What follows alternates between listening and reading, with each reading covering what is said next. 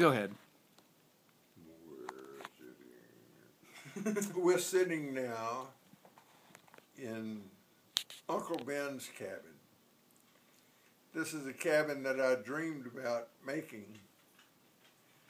as I drove back from Beersheba one time and passed a cabin on the side of the road, and I said, I'm going to build a cabin.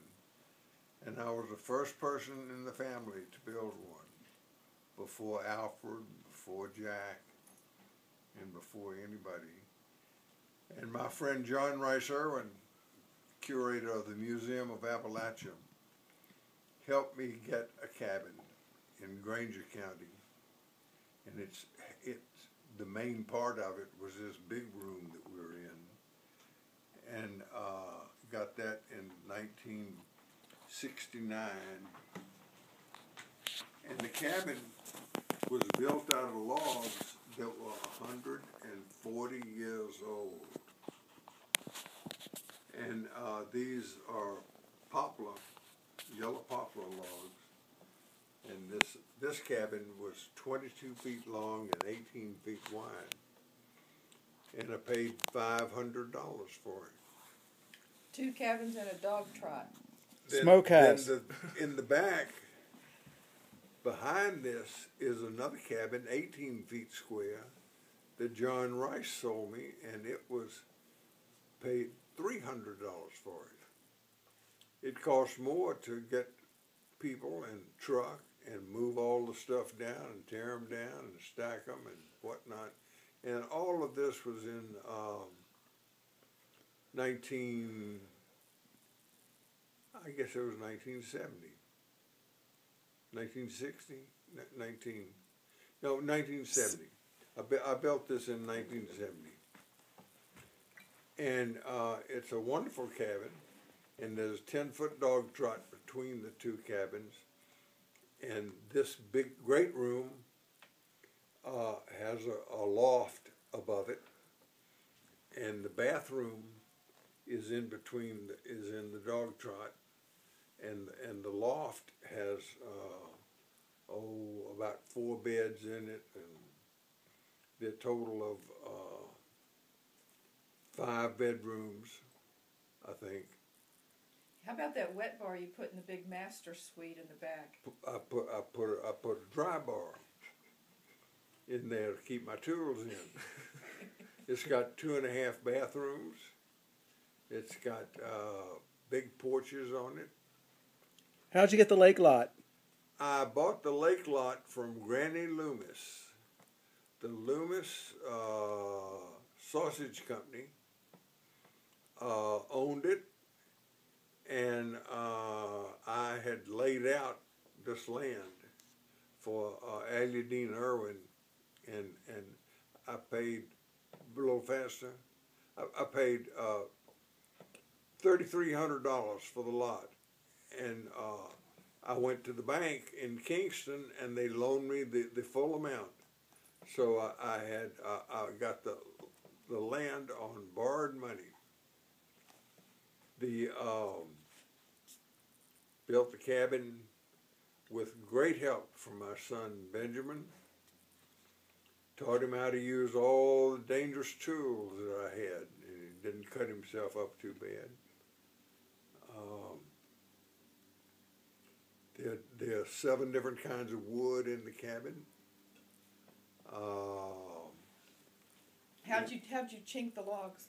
Chinked the logs with, I used chicken wire, and I used fiberglass insulation, foil backed, and then put a scratch coat of concrete and brushed it down, and then put a finish coat on, and then swept it with a broom so it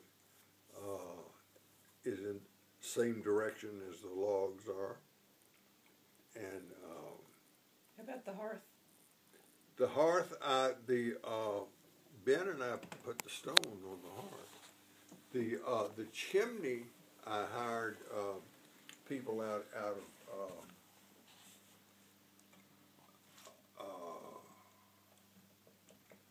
oh golly, where? Up at, what's the town on the way to Nashville? Cookville? Cookville. Crossville. Crossville, at Crossville.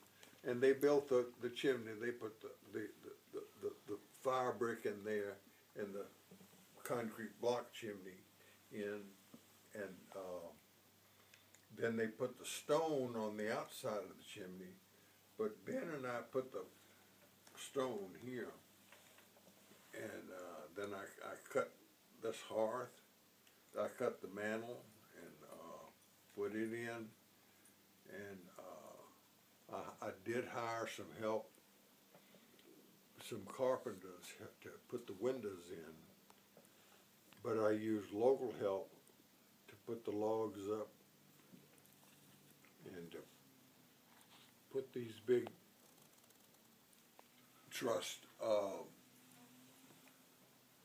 pieces in and put the roof, and the roof is made out of tectum, which is sorghum bagache with tar paper on it, and the span is 4 feet. And what friends of yours helped you build the cabin at the early stages? In the early stages, my best friend was Ben Adams Jr. I had a few other friends, Glenn Greer, who lived next door, and Herman Postma helped. Did Brother John help? My brother John helped a little. And then I hired local people, and they worked hard. You had to wait till the end of the week to pay him if you wanted to come back the next day. Didn't you? Things like that. The kitchen has 9 pieces of cabinetry in it, and I bought them from Austin Homes, as in Austin East High School in Knoxville, and it was they were tearing it down. Those were the projects, right? Paid $1 a piece for each of those 9 units, and they had maple tops on them. I remember painting them I remember painting them too. off the Like basement it took weeks. porch. It was probably a weekend. Yeah. They were pretty nasty.